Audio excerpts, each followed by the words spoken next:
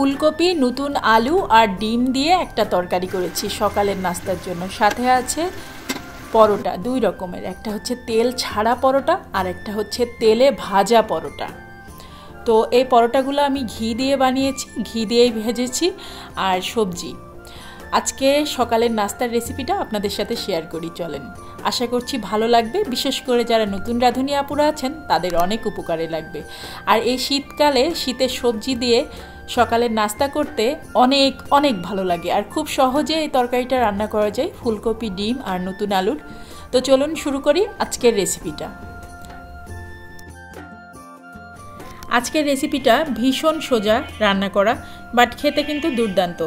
চুলায় একটা কড়াই বসিয়ে দিয়েছি আর তাতে দিলাম 1 টেবিল চামচ সরিষার তেল। আর এখানে এখন আমি ডিম ভাজি করে নিব। আমি 4টা ডিম লবণ আর হলুদ দিয়ে গুলে রেখেছি, অল্প একটু লবণ আর অল্প একটু হলুদ। এখন এই ডিমটাকে আমি তেল গরম হওয়ার পরে দিয়ে দিলাম, আর এটাকে এখন আমি ভেজে নিব। চুলার তাপমাত্রা মিডিয়াম টু লোয়ের ভিতরে থাকবে। কিছুক্ষণ পরে ডিমটাকে উল্টে দিব। আমি ডিমটাকে একটু মোটা করে ভেজে নিব, তাই একবারেই দিয়ে দিলাম। আপনারা চাইলে একটু পাতলা করেও ভেজে নিতে পারেন, বাট ডিম ভাজি দিয়ে যেহেতু তরকারি রান্না করব, ডিমটাকে একটু মোটা করে ভাজলে ভালো হয়। এখন এটাকে আমি 4টা টুকরো করে নিচ্ছি, যেহেতু আমরা 4 জন সকালের নাস্তা করব, তাই 4টা টুকরো করে নিলাম। আর এই ডিম ভাজিটাকে এখন উঠিয়ে রাখব। এই রান্নাটা খুবই সোজা, বিশেষ করে যারা ব্যাচেলাররা আছেন তাদের জন্য তো খুবই পারফেক্ট একটা রেসিপি। এটা খেতে কিন্তু ভীষণ ভালো লাগে। এখন ডিমগুলো উঠিয়ে রাখলাম। এখন এই কড়াইতেই আমি আরও 1 টেবিল চামচ সরিষার তেল দিয়ে দিব। আর এর মধ্যে এখন আমি বাটা মশলা দিয়ে দিলাম, পেঁয়াজ বাটা আর রসুন বাটা। আমি 2টা দেশি পেঁয়াজ আর 1টা রসুন পেস্ট করে নিয়েছিলাম, সেটাকে দিয়ে দিলাম। এখন এটা খুব ভালো মতো কষিয়ে নিচ্ছি।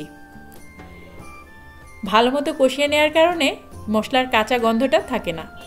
এখন একটু লবণ দিয়ে দিলাম, 1/2 চা চামচ জিরা, 1/2 চা চামচ ধনিয়া, 1/2 চা চামচ মরিচ আর হলুদ 1/2 চা চামচ। সব কিছু দিয়ে আবারও ভালো করে কষিয়ে নিচ্ছি। আজকে একটা ফুলকপি নিয়েছি, 3-4টা দেশি আলু নিয়েছি।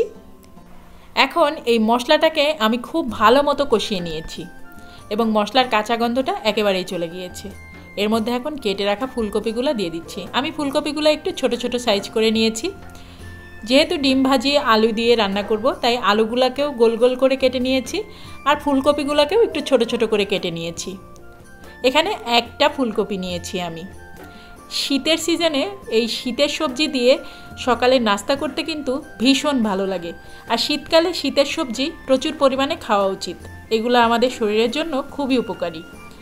এখন সব কিছু একসাথে ভালো করে কষিয়ে নিচ্ছি। একটু পরে পানি দিয়ে দিব, তবে সবজিগুলো আগে ভালো করে কষিয়ে নিচ্ছি। সবজি থেকেও কিছুটা পানি বের হবে, তাই কিছুক্ষণ পরে আমি পানিটা দিচ্ছি। প্রায় 1-1.5 মিনিট কষিয়ে নিয়েছি। এরপরে এর মধ্যে অল্প একটু পানি দিয়ে দিব, মেজারমেন্ট কাপের 1.5 কাপ পরিমাণ, কারণ সবজি থেকে আরও পানি ছাড়বে। আর সবজিগুলো খুব বেশি সিদ্ধ করার দরকার নেই। মোটামুটি আলুটা সিদ্ধ হয়ে গেলেই কিন্তু আমি এই তরকারিটা আর বেশি রান্না করব না। আর নতুন আলু সিদ্ধ হতে তো বেশি সময় লাগে না, আর আলুগুলো যেহেতু ছোট ছোট টুকরা করে দিয়েছি, তাই তাড়াতাড়ি সিদ্ধ হয়ে গিয়েছে। তরকারিটা ফুটে উঠলে আমি এর মধ্যে ডিমের যেই ভাজা টুকরাগুলো ছিল সেগুলো দিয়ে দিলাম। এখন আর কিছুক্ষণ ঢাকনা দিয়ে ঢেকে রান্না করব, 5-6 মিনিটের মতো। ব্যাস, আমার রান্না কিন্তু হয়ে গিয়েছে। আমি এখন ডিমের টুকরাগুলোকে উল্টে পাল্টে দিচ্ছি। সব মিলায়ে এই রান্নাটা করতে 10 থেকে 15 মিনিট লাগবে। যদি সব কিছু রেডি থাকে 10 থেকে 15 মিনিটের মধ্যে সকালে আপনি ঝটপট এই রান্নাটা করে ফেলতে পারবেন। এই রান্নাটা এতটাই সোজা, ব্যাচেলারদের জন্য অনেক উপকারী একটা রেসিপি এটা। যেসব আপুরা সকালে নাস্তা তৈরি করতে বিরক্ত মনে করেন, তারা কিন্তু ঝটপট এই রেসিপিটা ট্রাই করতে পারেন। সকালে এর থেকে সহজ রেসিপি আর হয়ই না। আর শীতের সবজি খেতে কার না ভালো লাগে না সকালবেলা। আমার তো শীতের সবজি দিয়ে সকালে নাস্তা করতে ভীষণ ভালো লাগে। আমি আজকে এর সাথে 2 রকমের পরোটা বানিয়েছি, একটা হচ্ছে তেল ছাড়া আর একটা হচ্ছে তেল সহ। তবে প্রতিটা পরোটার ভিতরে লেয়ার ঘি দিয়ে দিয়েছি আর ভেজেছিও ঘি দিয়ে। আমার বাচ্চারা আবার ঘি দিয়ে ভাজা পরোটাগুলো খেতে পছন্দ করে, আর ঘি দিয়ে ভাজলে সেটা স্বাস্থ্যকরও বেশি। তাই ঘি দিয়ে ভাজা পরোটা আর সাথে এই সবজি আজকে সকালের নাস্তা। আশা করছি এই নাস্তাটা আপনাদের সকলেরই ভালো লাগবে। আজকে পরোটা বানানোটা আপনাদের সাথে শেয়ার করতে পারছি না, কারণ ভিডিও করা হয়নি, বাট পরোটা ভাজিটা আপনাদের সাথে দেখাচ্ছি, পরোটাটা কিভাবে ভাজি করেছি। তো এই ছিল হচ্ছে আজকে সকালে আমার ঝটপট নাস্তা। আমার ভিডিওটা আজকে কেমন লাগলো কমেন্ট করে জানাবেন। আপনাদের সুন্দর সুন্দর কমেন্ট পেলে আমার ভিডিও তৈরি করার আগ্রহটা অনেক বেড়ে যায়, আর আমি আপনাদের সুন্দর সুন্দর কমেন্ট পড়তে অনেক বেশি পছন্দ করি। সকালবেলা ফ্রেশ ফ্রেশ পরোটা এভাবে বানিয়ে নিতে কিন্তু খুব বেশি সময় লাগে না, আর খেতেও কিন্তু দুর্দান্ত লাগে শীতের সবজি দিয়ে। আমার বেবিরা খুব পছন্দ করে, তাছাড়া আমার হাজব্যান্ডও এ ধরনের খাবার খেতে খুব পছন্দ করে।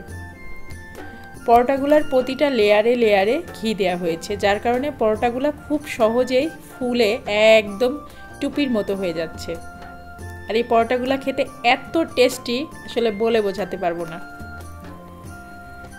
তো আমার আজকের রান্নাবান্নার ভিডিও আপনাদের সাথে শেয়ার করলাম সকালের নাস্তার। আশা করছি আপনাদের ভালোই লেগেছে। তো এই হচ্ছে ফাইনালি নাস্তা রেডি, এখন আমরা সবাই খেয়ে নিব।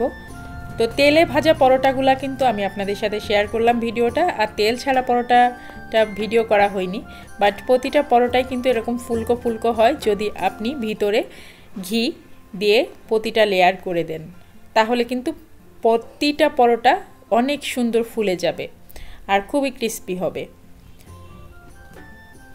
আর তরকারিটা দেখে বুঝতে পারছেন নিশ্চয় কতটা ইয়াম্মি হয়েছে। ভীষণ টেস্টি একটা পরোটা আর ভীষণ টেস্টি একটা তরকারি।